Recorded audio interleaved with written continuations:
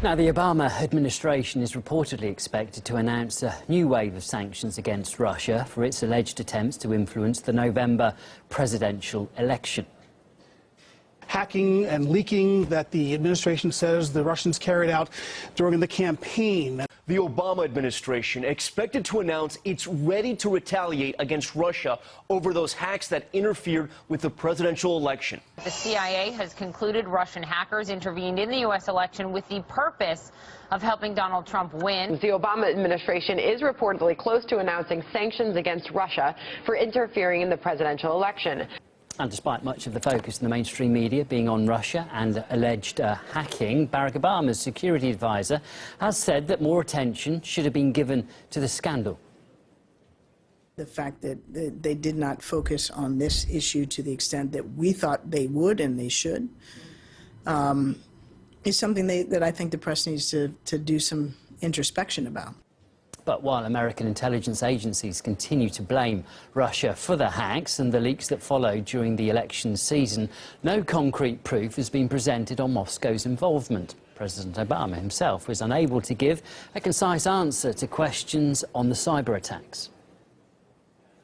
Do you believe Vladimir Putin himself authorized the hack, and do you believe he authorized that to help Donald Trump? I give the intelligence community the chance to gather all the information, but I'd make a larger point, which is not much happens in Russia without Vladimir Putin. Do you feel any obligation now, as they've been insisting that this isn't the case, to show the proof, as it were? They say put your money where your mouth is and declassify some of the intelligence, some of the evidence that exists.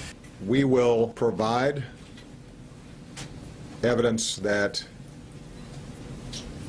we can safely provide, but I'll be honest with you, when you're talking about cybersecurity, a lot of it is classified and we're not going to provide it. Well, the extent and the form of the impending sanctions is still unclear. RT's Alexei Yaroshevsky has more. Unnamed U.S. government officials strike again, this time again informing U.S. media outlets that the White House is contemplating a new set of sanctions against Russia in retaliation to the alleged hacks of the U.S. election. Something we've been hearing a lot, yet to see any solid proof or evidence of that. Nonetheless, according to those officials, there will be diplomatic measures against Moscow.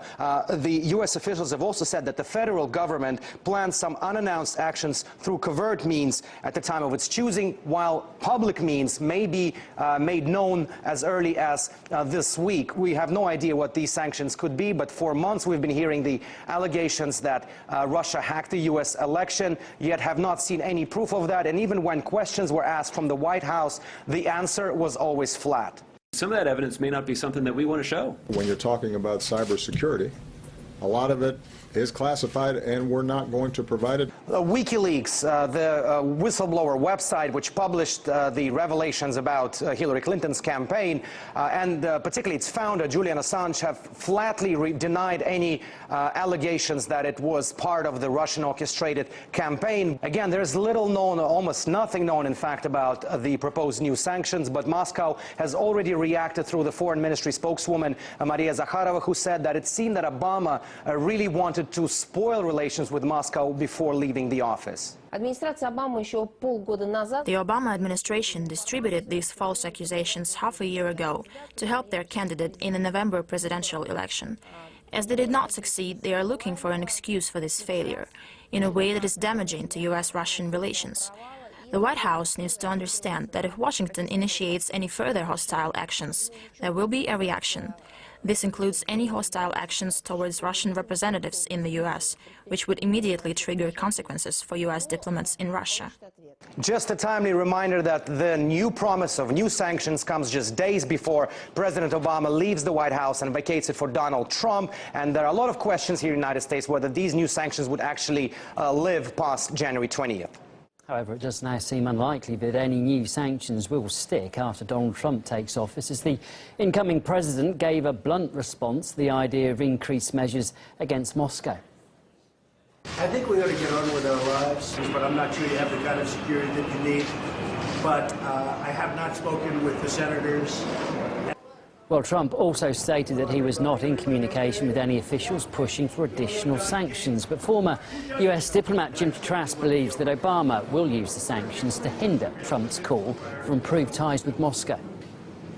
I think Obama will do something before he leaves office. Let's remember the president already has very broad legal authorities to impose sanctions, but as Congressman Schiff pointed out, Trump can reverse those authorities. So that if you look at American sanctions law, almost without exception, it authorizes the president to do certain things, but it doesn't require him to do it. So Obama is acting on those authorities. In some cases, arguably, Trump can come in and undo everything Obama is doing right now. It's really more of an attempt to bind him politically more than legally. I think Obama is trying to poison the well as much as possible before Trump gets in. Meanwhile, the US Secretary of State has issued his final warning to Israel over settlement expansion in the occupied West Bank. John Kerry, who leaves office in 3 weeks' time, accused the Israeli government of pushing for an undemocratic one-state solution and undermining the peace process. This comes after Israeli Prime Minister Benjamin Netanyahu lashed out at Washington over its refusal to block a UN resolution calling for an end to settlement activity. Friends don't take friends to the Security Council. Friends need to tell each other the hard truths. And friendships require mutual respect. Israelis do not need to be lectured about the importance of peace by foreign leaders. Regrettably, some seem to believe that the U.S. friendship means the U.S. must accept any policy, regardless of our own interests. Well, Kerry's remarks there did come as he laid out his final plan for achieving peace in the Israeli-Palestinian conflict, but America's top diplomat's last-ditch efforts have been dismissed by many, given that he only has a matter of weeks left in office. RT's Caleb Moppin reports. Before Kerry even spoke, the Israeli public security minister came out and called the remarks pathetic and said that Kerry had failed to address these issues during his term as Secretary of State. Now, at this point, Israeli and U.S. relations are at an all-time low. The United Nations Security Council, the United States failed to block a resolution criticizing Israel, and Netanyahu took it very personally. Not only that, he says he has evidence that the Obama administration is responsible for the resolution itself. Now, this is Netanyahu responding to John Kerry's comments today. We have it on absolutely incontestable evidence that the United States organized, advanced, and brought this resolution to the United Nations Security Council. We'll share that information with the incoming administration.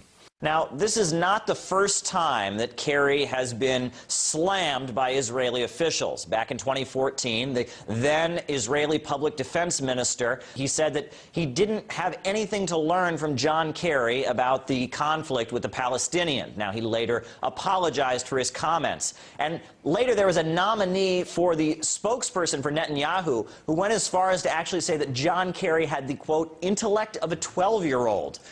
Now, at this point, it's not quite clear how things will change, whether or not they'll be completely reset when Donald Trump takes office in January. Throughout Donald Trump's campaign, he did accuse Barack Obama of wrecking the United States' relationship with Israel. Caleb Moppin there. Well, we heard from an Israeli journalist who told us that Kerry's remarks will be largely ignored by the Israeli government in anticipation of Trump's presidency. It's up to the U.S. New policy. I've never witnessed such a big difference when an outgoing administration is in a clash with the coming administration. Before this speech of Secretary John Kerry, President-elect Donald Trump already preempted in Twitter by saying that Israel has to be strong. So I think that the feeling in the Israeli government is that these are what John Kerry said are just words and words and words, and according to the Israeli government, Donald Trump would reverse the U.S. policy. Still to come this hour, prominent Bahraini human rights activist year.The has been arrested again just shortly after he was released from prison. I will speak to his son about what happened in a couple of minutes.